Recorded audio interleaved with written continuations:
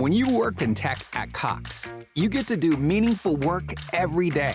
You get to be the biker who codes as fast as he rides, crafting advanced tech solutions that transform car buying. Or a guitarist who develops harmonious apps and websites, connecting people to people and businesses, all in real time. A savvy soccer mom running solution sets as passionately as she runs gameplays. Be the super secret keeper, designing cybersecurity systems to protect private data and websites. A planet protector, expanding EV battery life and inventing more ways to build a better future for all. When you work in tech at Cox, you get to do career-defining work that solves the greatest problems of our time. Join us and connect to work that improves lives, including yours. Learn more about our family of businesses at cox.career/tech. Kroger Delivery has one mission: to deliver the freshest food right to your door. That's why our drivers are pros. Our trucks are refrigerated. And when it comes to low prices, we always deliver. With $20 off your first order of $75 or more, there's no better time to get in on the action. Mission accomplished. Restrictions apply. See site for details. From Hollywood, it's time now for... Johnny Dollar. John, this is Harry Branson of Philadelphia Mutual. Harry, what are you doing in town? I'm not. At least not in your town. But you've got a case for me. Do you know anything about violins? Oh, don't tell me. So he opened up his fiddle case and out came a submachine gun, that it? John, that technique went out with Prohibition. Now, seriously, this case contains a genuine Amati. Good. What's an Amati? One of the finest, most expensive violins ever made. This one was insured for $30,000. Was? Yes. Now, someone has to find it for us. What's more... Okay, Harry, I'm on my way.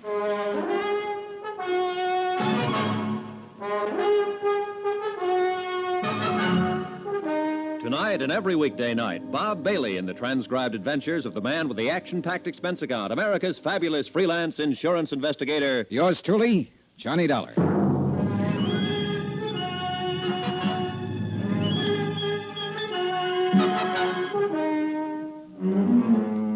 Expense account submitted by Special Investigator Johnny Dollar to the Philadelphia Mutual Liability and Casualty Company. The following is an accounting of expenditures incurred during my investigation of the Ricardo Amerigo matter. Expense account item 1, $12.40, train fare and incidentals to Philadelphia, Pennsylvania. I took the train because Harry Branson didn't seem to be in any particular hurry, and I kind of like a slow look at the countryside this time of year. When I got to Philadelphia, I checked in at the Bellevue Stratford, shaved and showered, then went over to Harry Branson's office in the Security First building on Walnut Street. You deceived me, John. I thought when we talked long distance that you'd be here right away. But instead of flying down, you took the train. Sobersides Branson hadn't changed a bit. Hair a little grayer than the last time I'd seen him, perhaps. But still the same serious lad who always acted as though he was carrying the weight of the world on his shoulders. I feel a deep personal concern over the whole matter because it was a man I put in this office myself who issued the policies, both of them. 2 policies on this fiddle you were talking about? No, John. One on the Amati violin, $30,000. Yeah? And one on Ricardo Amerigo himself for $20,000. Who is Ricky? Who? Well, isn't that what you said his name is? I'm sure I didn't mention anyone by the... Ricardo Amerigo. Yes. Well, where's he playing? The Purple Cat or maybe Wee Willie's joint over on John, Fifth Street? this man is a concert violinist, or was. He's disappeared. Now, please, no more levity. Sorry, Harold. It's Harrison. Sorry, Harry. All right. Quite all right. Now, I realize that you have quite a sense of humor, John, but in a matter as important as this... Yeah, sure. Now, let's have the story. Very well. A few years ago, Ricardo Amerigo was one of the world's leading concert violinists, as famous in London, Paris, Rome, as in the concert halls of this country. Uh-huh. Such virtuosity, almost unbelievable. I shall never forget one evening here in our Academy of Music. He had just finished a perfectly brilliant Wieniawski. Amazing technical performance. Yeah, well... And for an encore, he played Sarasate's Zapatiado. Even more brilliant. Harry... But the audience wouldn't let him leave the stage. Ricardo Amerigo... has disappeared. Oh, yes. And you're in a hurry to get on with the case. I'm sorry. Now, thinking of his superlative performance that night carried me away. Yes, he's dead. Disappeared. And the violin? No trace. Dead? You didn't say that before. I know. You see, there's no proof of death. No body. Disappeared. Well, don't let me shock your finer sensibilities, Harry. Murder? We have thought of that, of course. Who's we? The Port Morris police. Port Morris, New Jersey, that is. Oh. Yes, you see, since Amerigo's car went through the bridge rail, crashed right through it, and plunged into the river, stream... Trying to creek. tie Harry down to pertinent Port facts Morris that would police help me in came my in. investigation was, futile. At least 3 times during the next half hour, he went off on glowing descriptions of violin recitals he had known. Heifetz, Elman, Chrysler, and so on. But he did come up with 1 or 2 things I wanted. First, Amerigo and his fiddle had been driving down from Philadelphia to some spot on the South Jersey seashore. Crossing an old wooden bridge over a little stream, an inlet from the ocean, the car had smashed through the guardrail and gone to the bottom of the inlet. The car, of course, was found. Amerigo and his violin, no. Second, and just as important, the name of the beneficiary of Amerigo's policies. Item 2 on expense account, $1 even. Taxi to the Harnell building, also on Walnut Street, in the office of Peter Corbin, Amerigo's booking agent. The building was plush, but Corbin's office was about as bare as I'd ever seen. An old beat-up desk, a battered filing cabinet, and a couple of straight chairs. That was it. Come in, Dollar. Come in. Sit down. Corbin was chewing the stub of a cigar that he'd forgotten to relight for at least a couple of days. We made with the usual howdy-do's. Well, your man Branson told you exactly right, Dollar. I'm Ricardo Amerigo's sole and only beneficiary. Well, isn't that a bit unusual for a man's agent to be his heir? Or, was it because you were old personal friends? I'm going to give it to you straight. I brought Amerigo over to this country. Myself, my own sole expense. I actually gave him the build-up. I started his whole entire career. I kept him on top, all at my own expense. Well, didn't you collect a regular agent's commission on his earnings? Oh, sure. Plenty more. Why kid about it? Sure, while he was working. What's that supposed to mean? Bottle. What? Yeah, started hitting the bottle. Bad, not good. And believe me, the word gets around fast. Instead of making me money, himself, too, of course, he started costing me money. But you see, he never saved anything, even when he was earning big. You know how these artists are. Yeah, I've heard. Well, it's the same with all of them. He got in debt actually up to his ears. And nobody, no family, no relatives, nobody to pull him out. Nobody but me. Big-hearted Corbin. So you had him take out a lot of insurance and name you as beneficiary? Well, that was his idea, actually. Of course, he always did have the Amati insured. That's his violin. Oh, so I've learned. Oh, you know about violins? No. Oh. Well, but the life insurance, that was his own idea. Double indemnity, all that sort of stuff. Double indemnity? Oh, yeah. But guess who had to dig up the moolah for the last couple premiums? Big-hearted Corbin. You're right. Not a bad investment, though, was it? What? Hey, Couple of wait a thousand in minute. premiums, and you stand to collect plenty. If we can find proof that he's dead, and if we can't Oh, recover I don't like the... that, Dollar. I don't either, Corbin. It doesn't smell good. Oh, you think me, his own agent, actually rigged something like that for one of my best friends? You think that... Listen, wise guy. Even if I did have any of a such idea, it'd be crazy. Anything actually as obvious as that. Well, sometimes the most obvious is the best cover-up. Oh, get out of here, Dollar. Unless you want somebody to start collecting on your insurance. Even if it isn't you, huh? Get out!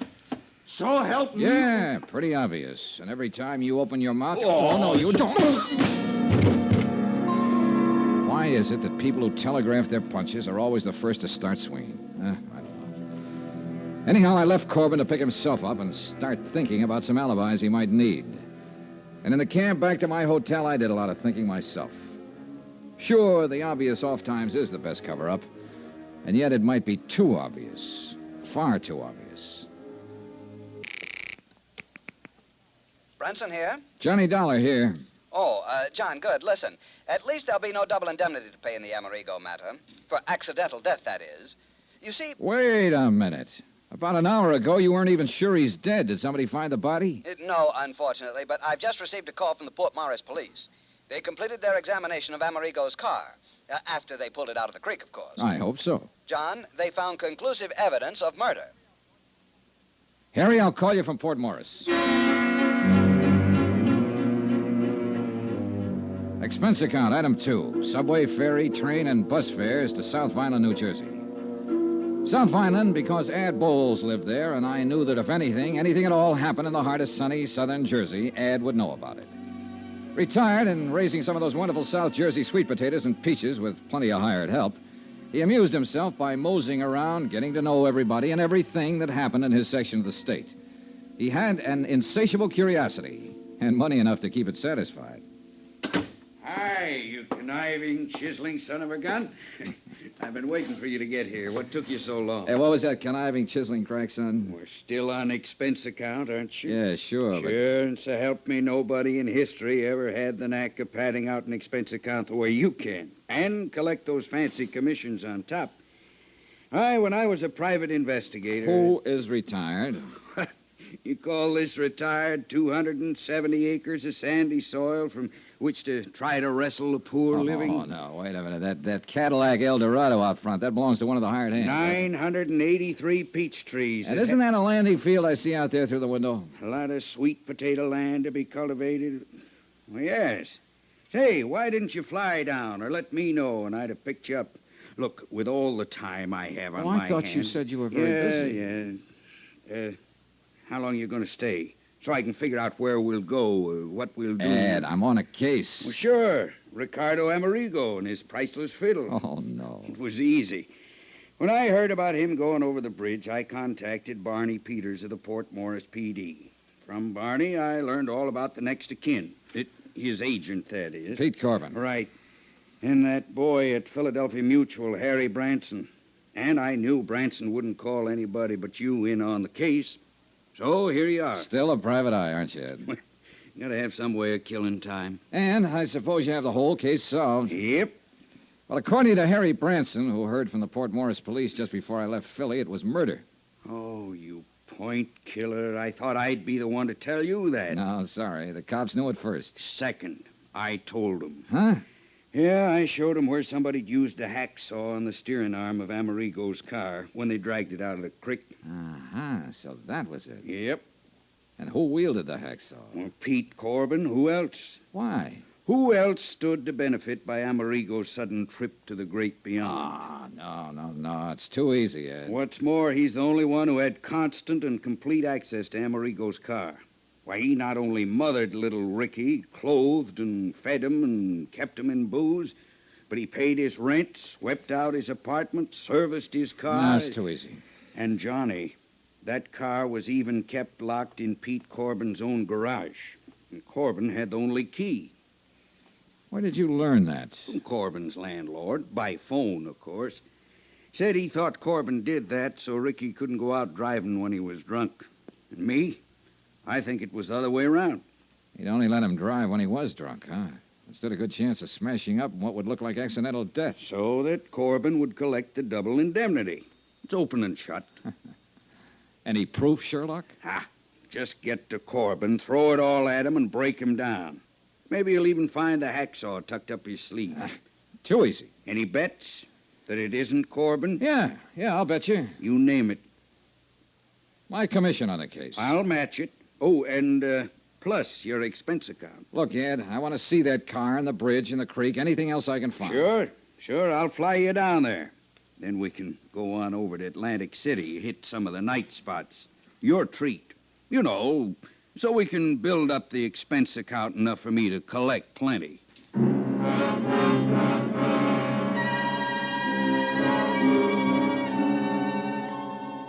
Ed Bowles had been a pretty good investigator in his day, seldom gone off half-cocked. Yet all his evidence was purely circumstantial. And where was the body? What's more, Pete Corbin acted anything but scared. Or so I thought until I put through a routine call to Harry Branson. He was worried. He had a right to be. Pete Corbin had packed a bag, jumped into his car, and disappeared.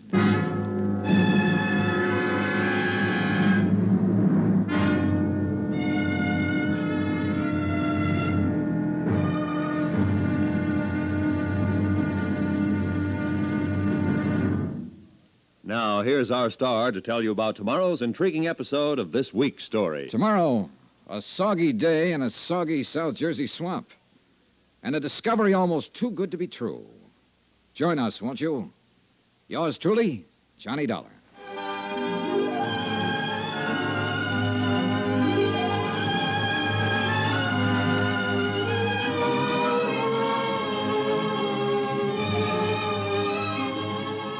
Yours truly, Johnny Dollar, starring Bob Bailey, is transcribed in Hollywood. Written by Sam Dawson, it is produced and directed by Jack Johnstone.